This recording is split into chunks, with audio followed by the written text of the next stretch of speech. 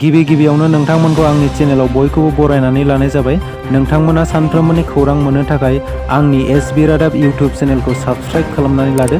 लोगोसे खौरांखौ मोजां मोनोब्ला लाइक, कमेन्ट आरो शेयार खालामनानै होदो। आंनि बे खौरांफोरखौ मोजां मोनगोन आरो खौरांफोरखौ जोबजासिम खोनासंलांगोन होननानै आसा खालामनाय थाबाय। दानिया नोंथांमोना खौरांखौ खोनासंलांदो। दिनैनि गिबि खौराङाव दं तामुलपुरनि दारखुसियाव इभिकसन खालामनो नागिरनायनि हेंथायै एबिएमएसइउआ गोख्रोङै सोमावसारदों। तामुलपुर महकुमानि सिङाव थानाय एनके दारांगा मेलानि मैनाहालियाव इभिकसन खालामनो थाखाय गं 210 नखरफोरखौ 15 साननि गेजेरावनो बे जायगाखौ नागारनानै थांनांगौ होनना हाग्रा बिफाना नटिस बिलाइ होनायनि उननिफ्रायनो ओनसोलाव दुंहाव थासारि सोमजिगासिनो। बाक्सा जिल्लानि तामुलपुर दारखुसियाव तामुलपुर जिल्ला कमिटि एबिएमएसइउआ गोख्रों सोमावसारनाय हाबाफारि लादों आरो खुंथाय सरकारखौ गोख्रों रावजों हुमखि होदों। एबिएमएसइउनि गाहाय नेहाथारि थाइसेन हुसेना बे सोमावसारनाय हाबाफारियाव बाहागो लानानै बुंदों, तामुलपुरनि एनके दारांगा मेलायाव माब्लाबाबो इभिकसन खालामनो होनाय जानाय नङा। अदेबानि बे इभिकसन खालामनो नागिरनाया आयेननि बेरेखा। बेनि थाखाय एबिएमएसइउआ गोख्रों सोमावसारगोन आरो हेंथा होगोन।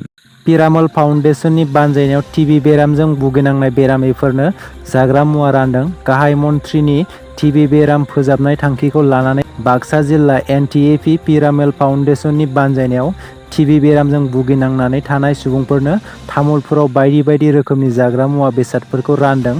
तामुलपुरनि सरकारि गुदि देहा फाहामसालिनि लांगोनायाव बे जाग्रा मुवा बेसादफोरखौ डक्टर गौतम मेदिया गिबियै राननानै होयो आरो फारि-फारियै सा 30 टिबि बेरामिफोरनो राननानै होनाय जायो। पिरामल फाउन्डेसननि बानजायनायाव तामुलपुर महकुमा एडिसिनि मददजों टिबि बेरामखौ लासैनो फोजोबनो थाखाय आरो बे बेरामजों भुगिनांनाय सुबुंफोरखौ मदद खालामनो थाखाय जायखिजाया आफादनि सोद्रोमा, सरकारनि खामानि मावनाय सुबुं, समाज सिबियारि सांग्रांथि नोगोरारिफोरा टिबि बेरामजों भुगिनांनाय सासे एबा सानै सुबुंखौ मदद खालामनो खावलायदों।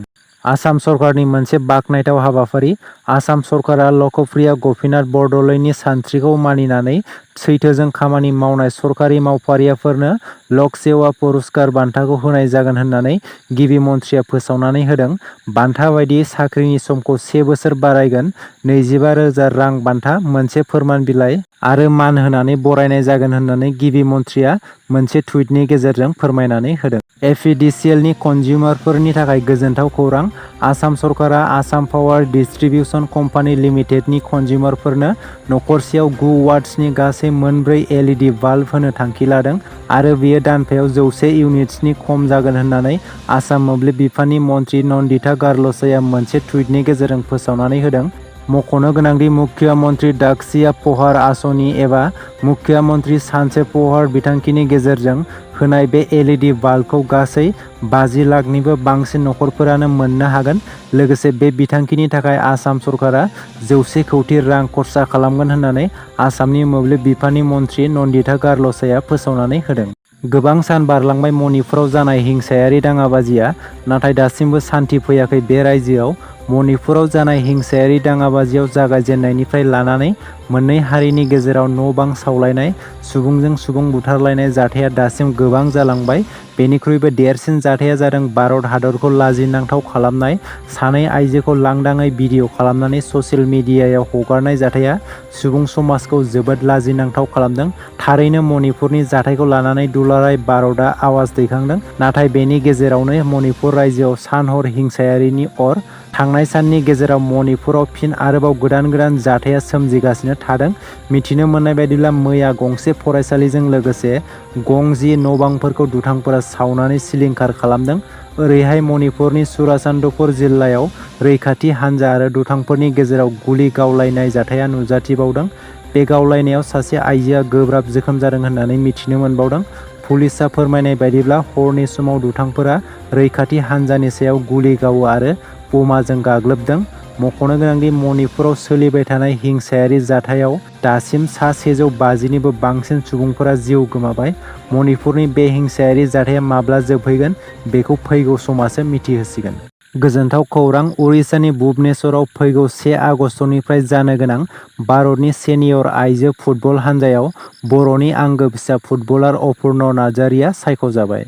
गावनि आंगो बिसिखौ अयथासार खालामनानै होखारहरना गुबुन हिन्जाव गराय लादों। गरामारा BCDCनि चेयारमेन राजेश नार्जारिया बाक्सा जिल्लानि 21 नं सालबारि बियाबनि सिङाव थानाय रुपहि गरामारा BCDCनि चेयारमेन दुथां राजेश नार्जारिया गावनि आंगो बिसिखौ बुग्लि बुनानै अयथासार खालामनायनि जाहोनाव न'निफ्राय खारनो गोनां जादों। बे खारनाय सुबिदाखौ लानानै गुबुन हिन्जाव गोसो थोनानै लाबोदों। मिथिनो मोननाय बायदिब्ला राजेश नार्जारिनि न'आ बाक्सा जिल्लानि रुपहि हालामनि लाहरिपारा गामियाव। गावनि बिसिया फोरमायनाय बायदिब्ला बिसि थासेयावबो गावजों लोगोसे 8 बोसोर बैसोनि सासे फिसाज्ला थासेयावबो गुबुन हिन्जाव लाना फैनायनि थाखाय दुखु मोननाय फोरमायदों आरो गोबाव समनिफ्रायनो बिसिखौ अयनाय खालामबोबाय थादों। खौरांनि गेजेरजों BTR सरकारखौ खावलायदों दि गावनि फिसाय राजेश नार्जारिखौ चेयारमेन बिबाननिफ्राय थाबैनो बोख्लायनांगौ होननानै BTRनि गाहाय खुंगिरि प्रमद बर' बिथांखौ खावलायहरदों। लोगोसे पुलिस बिफानखौबो खावलायदों दि दुथां राजेश नार्जारिखौ थाबैनो हमनांगौ होननानै दाबि दैखांदों। दिनैनि खौराङा एसेनोसै। आसा खालामो नोंथांमोना खौरांखौ खोनासंनानै मोजां मोनबाय। खौरांखौ मोजां मोनदोंब्ला मोनसे लाइक खालामदो। लोगोसे सानफ्रोमबोनि खौरां मोननो थाखाय आंनि SB रादाब इउटुब चेनेलखौ साबस्क्राइब खालामनानै लादो। गोजोन्थों।